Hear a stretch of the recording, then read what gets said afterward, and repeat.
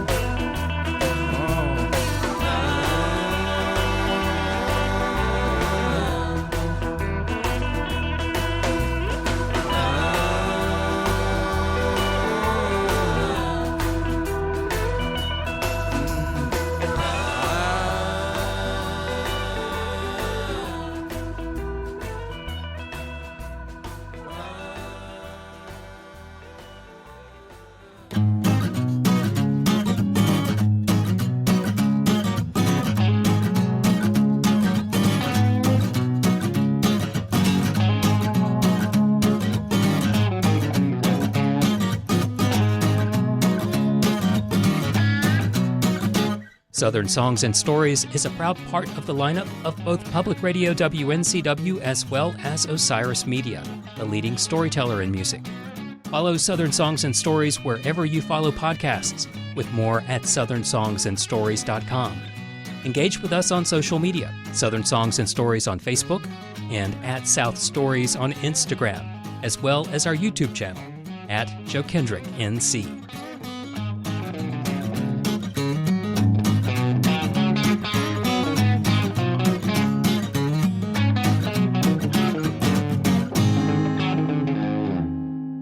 Southern Songs and Stories began 10 years ago as a video documentary series which succeeded in producing 2 episodes before running out of steam on another and eventually transitioning to a podcast format. Within that framework, the series has evolved from publishing roughly hour-long episodes once a month to making shorter episodes bi-monthly. The format is largely the same, focusing on artist profiles based on interviews, preferably in person, and utilizing live music performances whenever possible, ideally from a show at or around the time of the interview. Beyond that, there have been many wrinkles within this approach, including theme episodes, like artist side hustles, their tour stories, episodes diving deep into history and culture, even episodes with 2 artists talking about each other's music. With Jim Lauderdale and Donna the Buffalo, we arrive at yet another way to begin the conversation, with Tara, Jeb, and Jim reminiscing about their many shared experiences over the years, especially at MerleFest. I was not so much an interviewer as a spectator, as they talked together in one of their few breaks from performing and signing autographs in a classroom reserved for us at Wilkes Community College in Wilkesboro, North Carolina, home to MerleFest. It seems like, unless my memory is going awry, is that it seems like shortly after I met y'all, I thought maybe the first sit-in with you guys was here. No.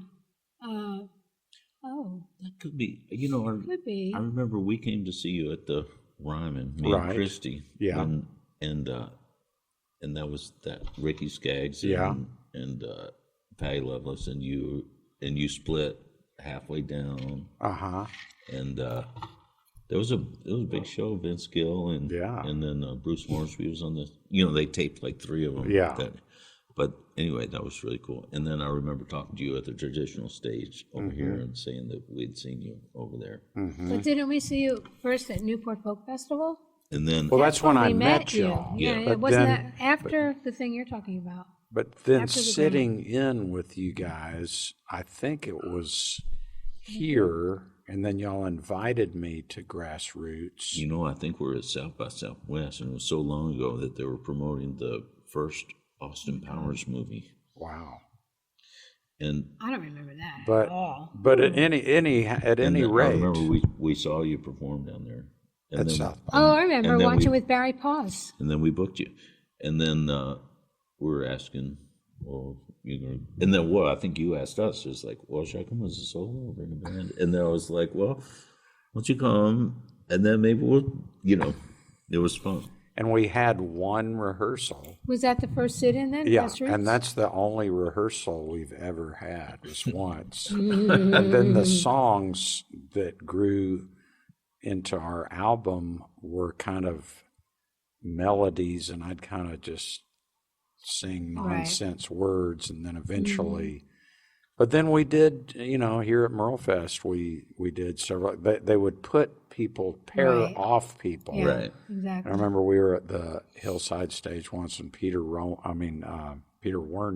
Yeah, Right. Was he also sat on in a that. lot. Yeah. Yeah, Yep. I remember that. Yeah, So They used to do a little bit more of that kind of arranged marriage. Like they don't do it anymore. one time One time who's they put who's me. the Korean Reverend Sun Young Moon? He's the one that would arrange marriages. Like there'd be this huge lines of people, and they were all getting married, but they never met. and That's gosh, a little obscure reference. Sorry, Yeah, radio say. listeners. it's been a few years now, but then one time y'all were playing on the Watson stage, and I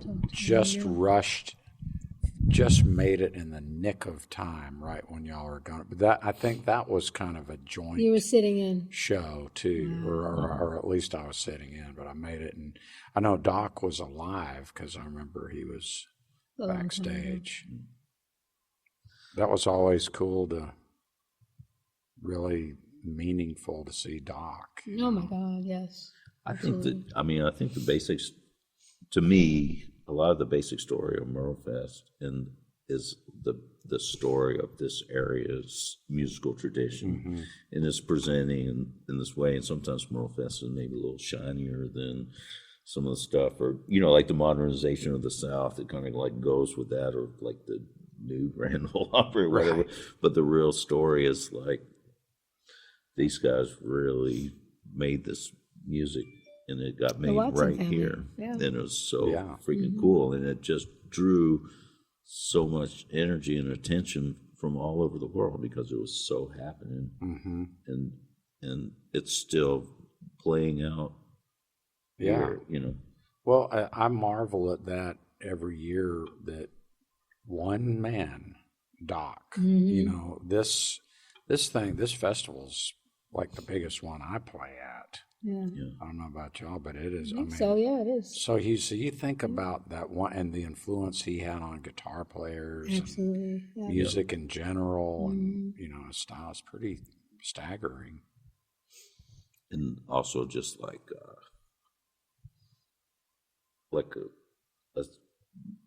old world sense of class, Yeah. and like a Southern class of like intelligence and talent, and Yeah. and all that stuff. I think that's it's, and it's and beautiful. A certain gracefulness, you know, graciousness, Yeah. yeah, warmth. Yeah. The fiddles get the intro.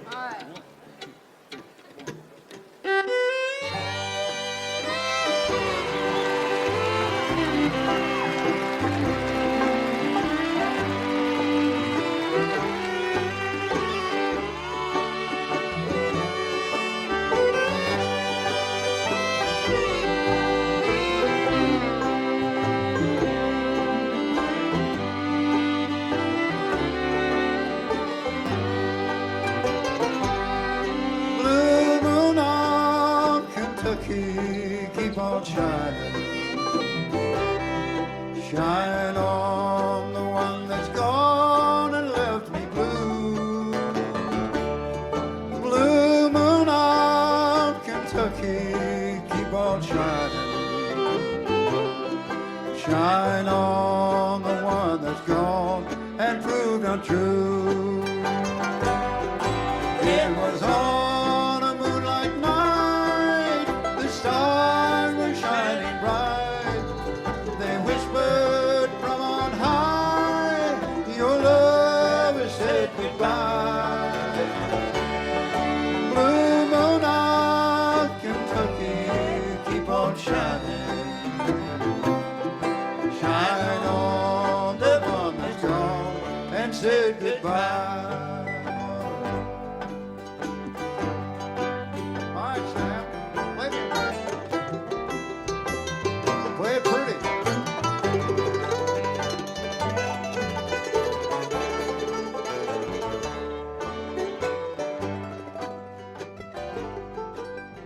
Speaking of Doc Watson and collaborations at MerleFest, how about that live version of Bill Monroe's Blue Moon of Kentucky from MerleFest in 2003, taken from the compilation MerleFest Live, the 15th Anniversary Jam. Jerry Douglas was the music director as well as dobro player throughout those sets, taking the lead role for a set of sprawling jam sessions, including, in that song alone, Doc Watson, Earl Scruggs, Alison Krauss, Sarah Watkins, Stuart Duncan, Alan O'Brien, Byron House, Sam Bush, and Chris Thiele. And now, a live one from Donna the Buffalo at MerleFest in 2003. We're busy learning on a learning curve.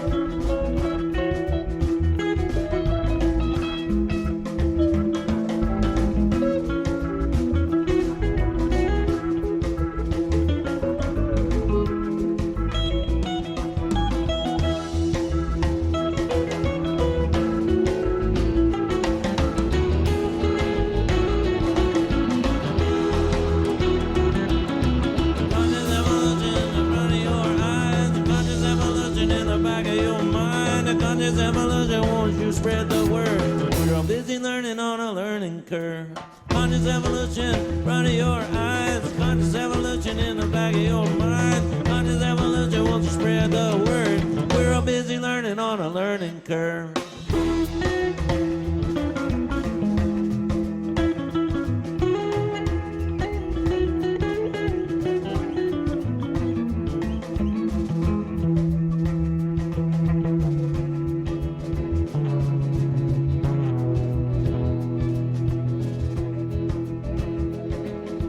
Conscious evolution in front of your eyes. Conscious evolution in the back of your mind. Conscious evolution wants to spread the word. We're all busy learning on a learning curve.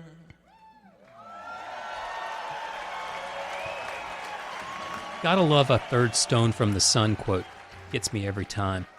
That was Donna the Buffalo with a bit of conscious evolution.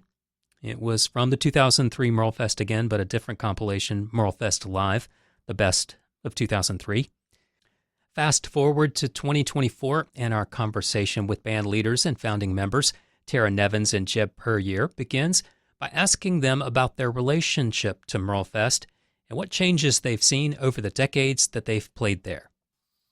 We were trying to think it's been about a that while. before, but I just signed a poster, and the first year was 1988. But we weren't here for really the first several years, I think. And we're trying to remember when we started here, and I can't really remember, but it's, Somebody knows, but I mean, it's certainly been 24 years, because, right? We started in 2000, we were here. Oh, right? yeah, we're Yeah, so definitely that's here about 24, 2000. right? So that's 20, oh my God. As we're talking about this, I'm realizing Yeah, you know, at certain people, it's like, That's oh, they've been a surreal. band for That's like surreal. 40 years. And it's like people expect us not be able to walk across the stage, you know. But Yeah, you've got those second generation fans, yeah. right? And- First generations had those kids, and now those yeah, kids are no, about to have that's- kids. That's true. Yeah, no, That, absolutely. I call them part of the abused youth, you know. It was funny one time I was bringing you on Hillside stage, and the act in front of you was kind of a country, kind of more like almost not really Nashville. I don't know how you would describe it, but it was like kind of that country thing. Mm-hmm. And they were loading off, and you guys were coming on. I remember one of the band members turned to the other and say, "Hippie band's up next." Oh, really? Wow. They got that right. Oh my God, really? Yeah. So it's little anecdotes from behind the scenes. Hippies bands. That's But cool. really thinking about Donna Buffalo, hippie band is not really a great moniker, I guess, but it's not too far off. I was thinking the other night, was watching you in the dance tent, and I thought, it's almost like instead of the secret sauce for the Grateful Dead being bluegrass, if they had gone in that Cajun Zydeco direction, Yeah. and Right. by way of upstate New York, there you go. Yeah. Because that's really what's at the root of so much of what you're doing. It's Well, kind I of, think part of it was like, Jeb and I met playing old time fiddle and going to Mount Airy and Galax, and that's really where it all started. And, that old time traditional fiddle is different than bluegrass, comes before bluegrass, and you just sort of all play together. Nobody really steps out and takes breaks, but you play together and you kind of just ride this groove kind of thing. So Jeb and I sort of come from that, and that sort of is sort of like kind of part of like kind of why we sound the way we sound. Mm-hmm. You know Yeah, what it's I mean? that old time. It was Yeah. it was dance music. It was Yeah. made to get you going Yeah, and dancing, dancing. and it has that drone quality. So it Yeah. has that ancient, Yeah, exactly. odd sort of yeah. bass to it. When And we so- started, we really couldn't take breaks. It wasn't anything because we were old time musicians. Jeb picked up an electric guitar. We started writing songs, and it was a whole new world for us, in a way. Even though we grew up listening to the radio and had our favorite bands and stuff like that, but so we came at this from old time music, and I think it's part of why we're so much kind of more groove oriented, and but we've certainly progressed as. As far as taking breaks and all of that, we do that now, but it's been 30 years, a long time. Or maybe longer. Yeah, a long time. But I think that's why, part of that sound, like you said, and then we knew about the Cajun and Zydeco music, and then we went to Louisiana, bought accordions and that, and we worked that into our sound. So it's like a combination Yep. of all of that, Yeah, definitely. Yeah, that old time root to it all too. That's a good point. Yeah. Because it's that fiddle, you're right. That's where we, that's where we, intersect with, Doc Watson and all of that. I mean, we traveled every year to Mount Airy and Galax, playing old fiddle music. What was the first year? Cotton Eye Joe and everything. I mean, that was, that's how Jeb and I met, in the old time music world. Yeah, I think I went to Galax in 78. Really? Wow, you really? I don't think I went that early, but. I was 12. Yeah, you were young, but.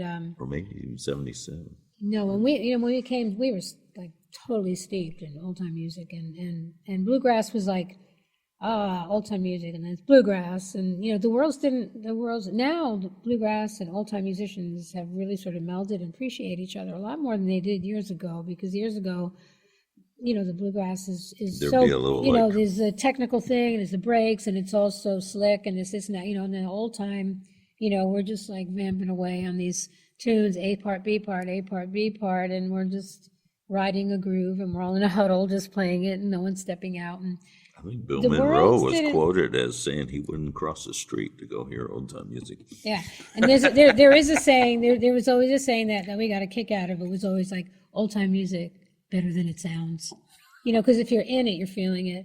But over the years, there's been a real thread and connection between a lot of the bluegrass players and the old time players.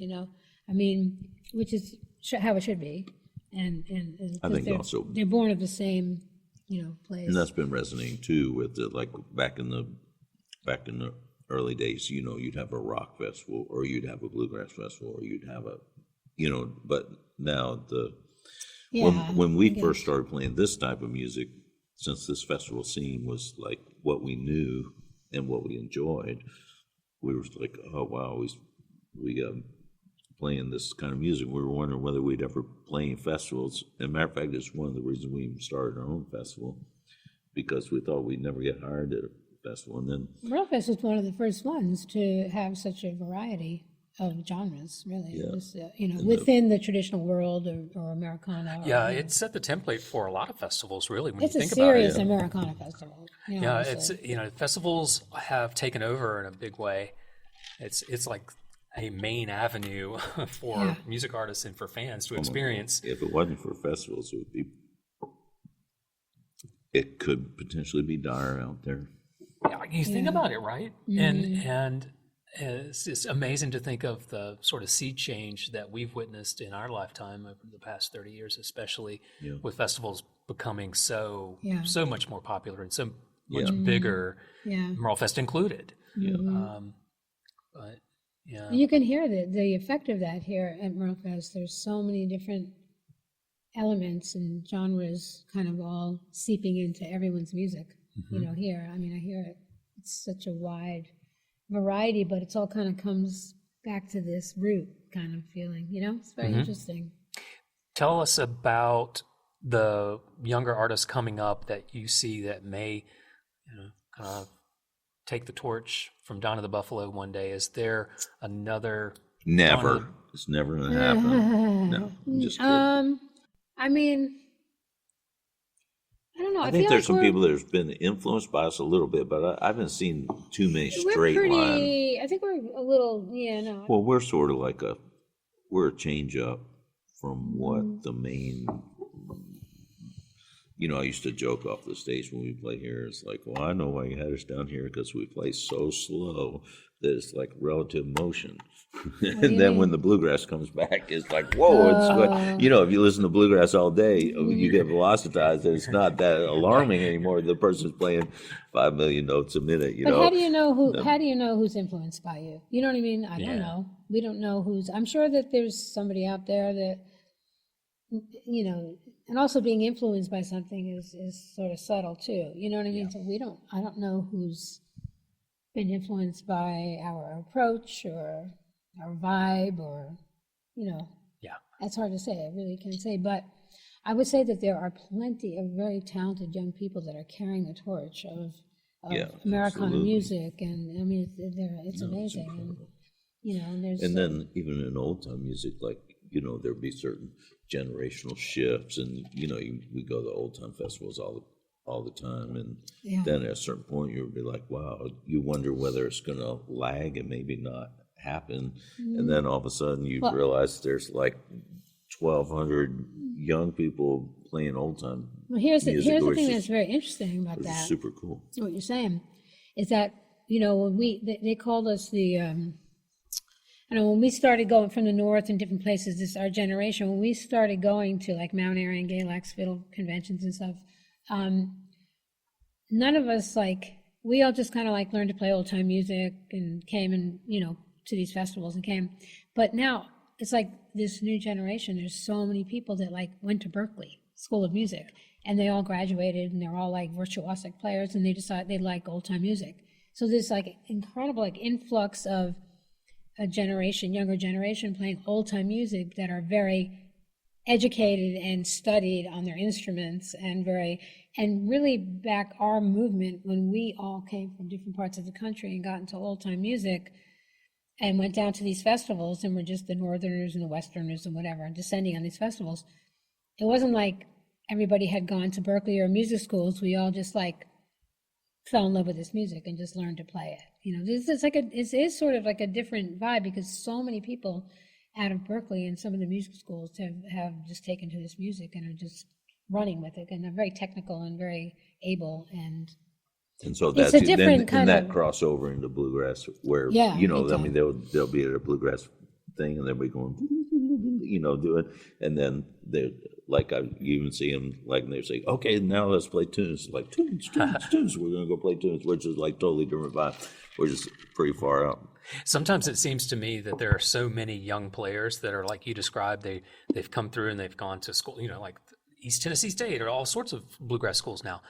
It almost seems like there's too many of them for there to be enough fans. Almost, it seems like this is a great problem to have. Yeah. Because there's so many young Totally. people. There's Yeah. this always a fresh generation seems Yeah. like that are really into this. Absolutely.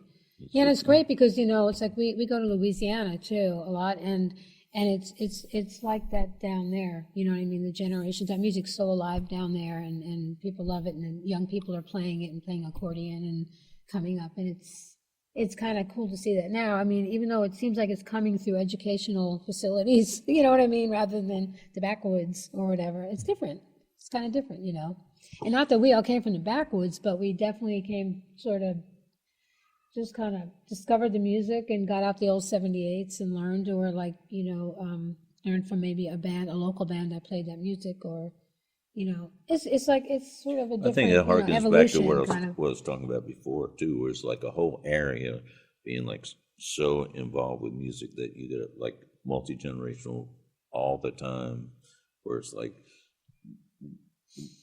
and that's the same in Louisiana, and it's starting to be the same way in upstate New York. Well, there are a lot of- you have yeah. you have your grandfather and you have the kid, learning from the grandfather, and so just the place of music itself is higher, more elevated in society across the board than in a lot of areas. And that's one of the things that I think is special about this area is just music's part of life. Yeah. But I feel like, this music is also being kept alive by people from all over.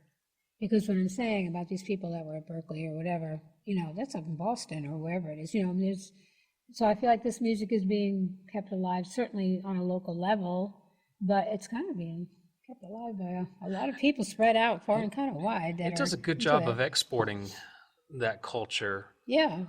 The whole rootsy bluegrass world, all of the different Americana type musics that are actively going out there with the State Department and doing tours and things. I think festivals are like MerleFest, I think, is very responsible for meshing these styles, bluegrass and the old time and all of that. I do. I think festivals are very important and kind of responsible for that. I don't know, that's my experience, All right, no more questions.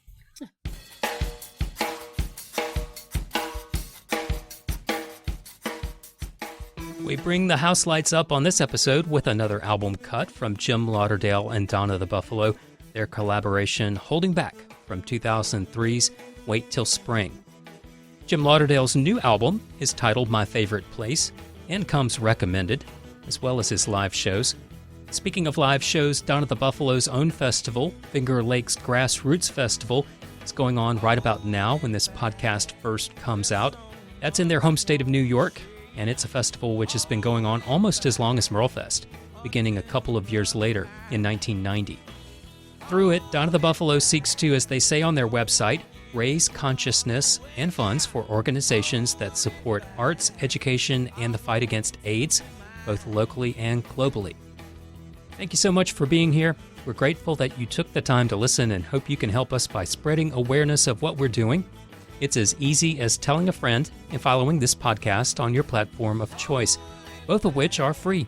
From there, it takes just a moment to give us a top rating, and where it's an option, a review. It makes a great difference because the more top reviews and ratings we get, the more visible we become to everyone on those platforms, which means that more people just like you connect with artists like Jim Lauderdale and Donna the Buffalo. This series is a part of the lineup of both Public Radio WNCW and Osiris Media, with all the Osiris shows available at osirispod.com.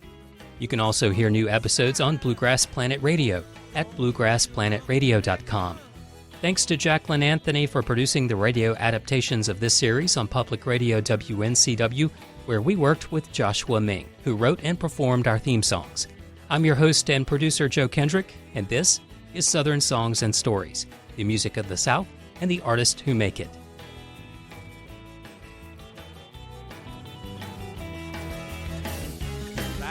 Valentine's from my eyes, your soul shines. Hope you're gonna feel love connection. Hold it back. There's so much I wanna say now. Hold it back. Best things worth the wait.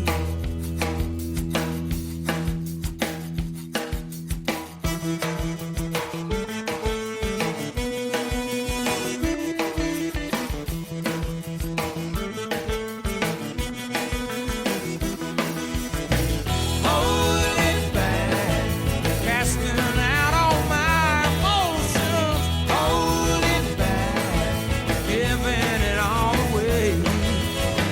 Hold it back, from expressing all my notions. Hold it back, best things worth the wait. Hold it back, from what I gotta say.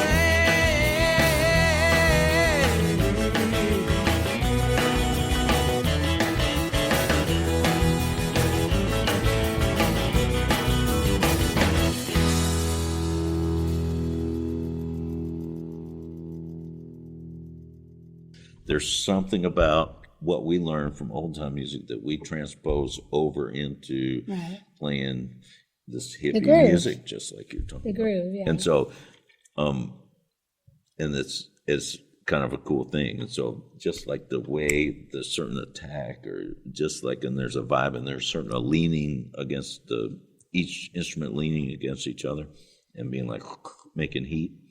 So that's the kind of thing you learn playing old time music. I mean, just like Tara was saying, it's about the groove, but it's just like Not riding a wave, it's all in riding the a wave. center, and, Yeah. and it's not about Yeah. you necessarily. Right. It brings this certain Yeah. a certain element comes to life between you all, and it just grows, and then it really becomes something, and you're just all a part of it. And it's like this It's all about groove. It's most just groove. incredible feeling when an old time session Session's really happening. takes off. Yeah. It is the Yeah. most incredible freaking thing.